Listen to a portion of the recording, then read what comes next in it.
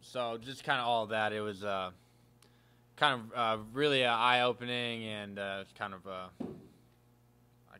I guess you could say pretty rough time, but got through it.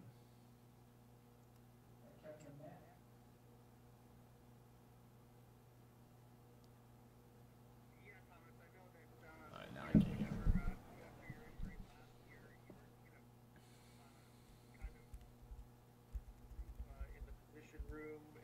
Hey, I'm sorry, I couldn't hear your initial question. Okay, can you hear me better now or no? Hold on, guys. We got some audio. Go ahead, Kevin. Try again.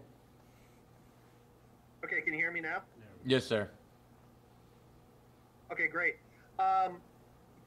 Coach, your dad told us that you were in a lot of the position room meetings after your injury and so forth, kind of getting a taste of what it's like to coach a little bit. I mean, do you see that as possibly your future through this situation? And what did you kind of learn from that end of it in terms of, helping out some of the guys?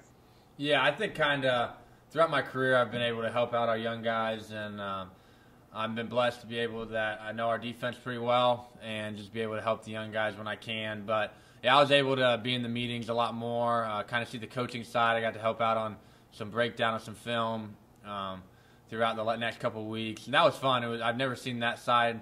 I've seen it, but I've never really been a part of that side of getting ready for a game. So it's kind of eye-opening. I thought I've always wanted to be a coach. It's in the family, so. But it was cool to be able to do that from that point of view, and just be able to help my team as much as possible. Even though I was hurt and wasn't able to play on the field, I'd be able to help them in the meeting room. It was better than nothing. All right, Matt and Sammy. Hey, Thomas, how's it going? Good. How are you? I'm okay.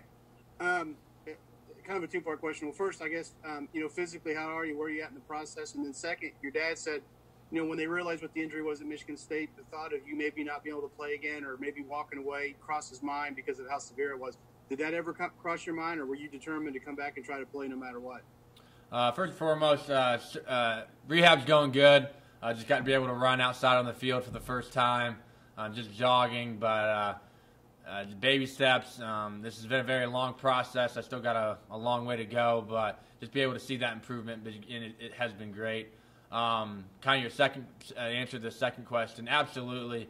I've had a fair share of injuries in my career, and something like this. I'm getting married this summer, so I sat down, talked to my fiance, talked to my family, and we had those conversations. But at the end of the day, you only get to play Division I football once, and I want to finish my career the right way. All right, Sammy, then Dustin. Good morning, Thomas. Being removed from being in the game with that linebacking core and taking an outsider's look into it, how good can this group be, and what's the ceiling that they could reach? Really, the sky's the limit. I think we showed that last year. We got a great group of guys. I remember when I came in as a freshman, just being able to see guys like T. Gray Scales and Chris Covington work and play was awesome, and they were high level guys, but we didn't have the depth that we have now than when they were playing. And we have 4 or 5. We're creating 6, 7 guys that are able to play. That just helps everybody. Helps everybody in the room. It helps Mike McFadden. It helps a guy like C4, Cam Jones, be able to play every snap, everything they got. They're able to show that they can play special teams as well for the next level. And then you have guys like James Miller and Aaron Casey who can come in and perform just as well, just as good. And that's what I think the end of last season showed that. And then this spring as well has showed that as well. Dustin, then Dylan.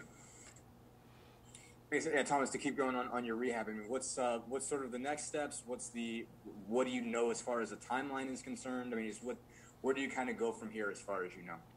So I've been able to start lifting lower body and then just start running. So yeah, I think we're about a little bit over 4 months out from surgery so far. So I still got another about 4 months till I'm full go. But just kind of take it day by day. A lot of ups and downs. A lot of just getting your legs back. But just kind of thinking about where I was in the past, like the first 4 weeks after surgery, I was laying in bed, not really doing anything, couldn't really move. It kind of hurt just getting up from going to the bathroom. So just going that from now that to be able to run on the field, and did it feel great? No, but just being able to do that, you kind of put yourself in perspective. So it's a very long process, but we're right on schedule. All right, Dylan and then John. Thomas, you just mentioned, able to run on the field today. I guess just, you said it didn't really feel great, but I mean, I guess in the sense of, were you at least pleased you were kind of at that next step? And I guess just how did it feel to sort of at least be on the field and kind of see your teammates kind of working in spring? Oh, it feels amazing. You really, like I said before, this type of injury kind of humbles you. It makes you realize how fortunate you are to play Division I sports and play football in the Big Ten. You got to take every opportunity, and you don't take anything for granted. So a crappy run on the field is way better than not doing it at all. And just putting that in perspective has really helped me. John, then Kevin. I know that this injury, Tua had this injury. Have you talked to him or anybody else who's had this injury to figure out like what the rehab is like and how to come back from it? I mean, obviously it's a pretty rare one. Mm-hmm. Yeah, he actually called me about 2 weeks after my surgery, and we talked, and I had a crap ton of questions, just kind of going through everything, just from how you're supposed to feel right after, how you're supposed to feel 4 months from now, kind of right now. He gave me his number. He told me to text him anytime. So he was great to be able to just talk to, because it is a very rare injury. There's very few people you can ask about. I remember talking to our PT and him saying there's not a whole lot of research to base what we're going on at times, which kind of freaks you out. But at the end of the day, it's cool that you're able, when I'm able to come back from this, that I can say that I've learned a lot in the process and I'm able to move on. But yeah, Tua was very helpful to me, and I'm very blessed and fortunate for him to take his time to help me. Kevin? Thomas, you alluded to your fiance, and I know she's an athlete as well. So she plays, I guess, softball on IU's team. I mean, wonder how much she could kind of relate to you on that level in terms of your desire of coming back, and what kind of stuff have you kind of bounced off on her through this, and how supportive has she been? Oh, she's amazing. She's my rock. I was fortunate to meet her freshman year. We've been dating ever since. She's the first baseman. Her name's Annika Baez on the softball team, and she's definitely a better athlete than I am. She's awesome, but she is my rock. I couldn't have done this without her. She's been there every step of the way, and I'm so fortunate to have her. All right, Thomas. Thank you. Thank you all.